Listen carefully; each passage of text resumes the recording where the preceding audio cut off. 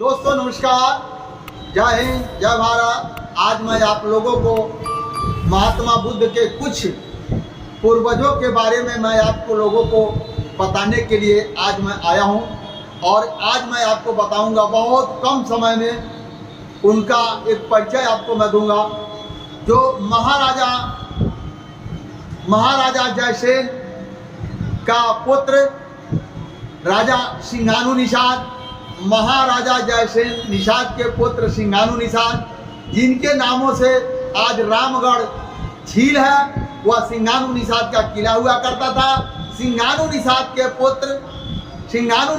पुत्र सुद्धोधन जो लुम्बिनी नेपाल के राजा थे, उनको यूं कहा जाए तो शाकवंशी भी कहा जाता है। जो लुम्बिनी नेपाल के राजा थे, शाकवंशी भी कहा जाता है। और शाकवंशी उनको क्यों कहा जाता है?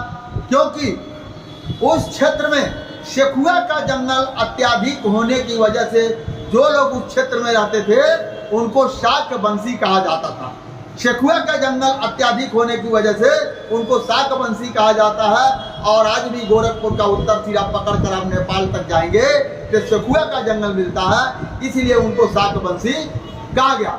और महाराजा सुद्धोधन के पुत्र जो आज विश्व गुरु माने जाते हैं, विश्व में उनका एक परचम है, पूरी दुनिया उनको जानती है, वह क्या है?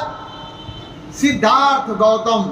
महाराजा सिद्धार्थ गौतम जो को अपने त्याग करके उन्होंने सन्यासी का रूप धारण किया और जो है उसके बाद क्या बन गए?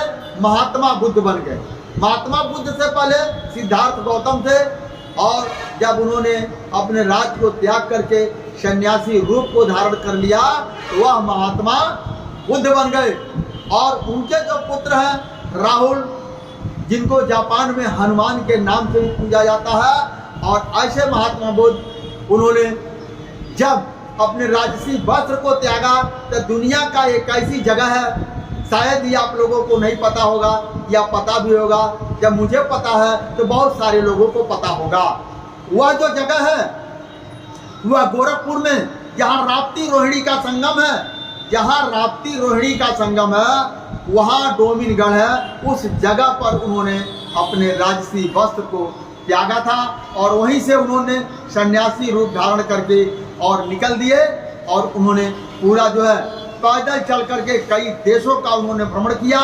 कई देशों में उनको आज पूजे जाते हैं। यूं कहा जाए 148 देश उनको पूजता है, जो कि हमारे यहाँ देखा जाए बहुत बड़े ज्ञाता, दुनिया का सबसे बड़े ज्ञाता, जो भारत का संविधान निर्माता सत्यबोधी बाबा साहब भीमराव अंबेडकर जी भी ने उनको पढ़ा और पढ़ने के बाद उन्होंने बौद्ध धर्म को अपनाया।